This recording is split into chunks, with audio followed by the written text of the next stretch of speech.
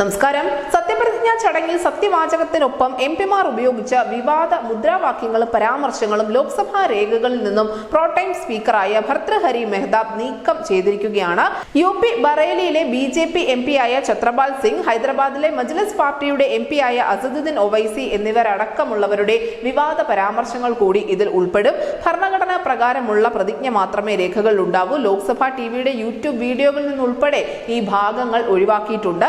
ഭരണഘടനയിലെ 99-ാം വകുപ്പ് അനുസരിച്ച് 3-ാം സ്കെഡ്യൂളിൽ ഉൾപ്പെടുത്തിയിരിക്കുന്ന പ്രതിജ്ഞ മാത്രമാണ് ചൊല്ലേണ്ടത് എന്ന് കൊല്ലത്ത് നിന്നുള്ള എംപിയായ NK പ്രേമചന്ദ്രൻ സഭയിൽ ഉന്നയിച്ചിരുന്നു.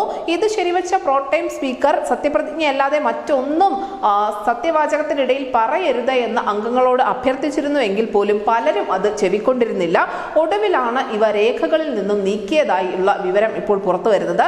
പലസ്തീന് വേണ്ടി മുദ്രാവാക്യം വിളിക്കുന്നതിൽ എന്താണ് തെറ്റ് എന്നായിരുന്നു സഭയ്ക്ക് പുറത്ത് മാധ്യമങ്ങളെ കണ്ട ശേഷം ഉവൈസിയുടെ പ്രതികരണം. പലസ്തീനുമായി ഇന്ത്യക്ക് ശത്രുതയില്ല എങ്കിലും പ്രതിജ്ഞ ചൊല്ലുമ്പോൾ മറ്റൊരു രാജ്യത്തെ പ്രകീർത്തിക്കുന്ന മുദ്രാവാക്യം വിളിക്കുന്നത് ഉചിതമാണോ എന്നായിരുന്നു പാർലമെന്ററി കാര്യമന്ത്രി കിരൺ റിജിജു ഇതിന് പകരമായി ചോദിച്ചത്.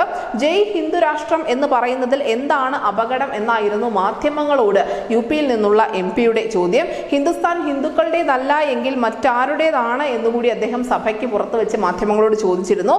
സത്യപ്രതിജ്ഞയ്ക്ക് മുൻപും ശേഷവുമുള്ള മുദ്രാവാക്യങ്ങളെ ചൊല്ലി ഭരണ പ്രതിപക്ഷ അംഗങ്ങൾ തമ്മിൽ ബഹളം നടന്നിരുന്നു. എന്തായാലും പലസ്തീന് വേണ്ടി ഉവൈസി മുദ്രാവാക്യം വിളിച്ചിട്ടുണ്ട് എന്ന് തന്നെ വേണം മനസ്സിലാക്കാൻ. അതുകൊണ്ട് തന്നെയാണ് അദ്ദേഹം സഭയ്ക്ക് പുറത്തിറങ്ങിയപ്പോൾ മാധ്യമങ്ങളോട് ചോദിച്ചത് പലസ്തീന് വേണ്ടി മുദ്രാവാക്യം വിളിക്കുന്നതിൽ എന്താണ് തെറ്റ് എന്നത്. എന്തായാലും ദക്ഷിണേന്ത്യയിൽ നിന്നുള്ള ഒരു MP തന്നെ പലസ്തീന് വേണ്ടി ശബ്ദം ഉയർത്തിക്കൊണ്ട് പാർലമെന്റിലേക്ക് എത്തുമ്പോൾ തീർച്ചയായും അത് അന്താരാഷ്ട്ര സമൂഹത്തിൽ ഉൾപ്പെടെ ശ്രദ്ധ നേടുമെന്ന് ഉറപ്പാണ്. News desk news India Malayalam.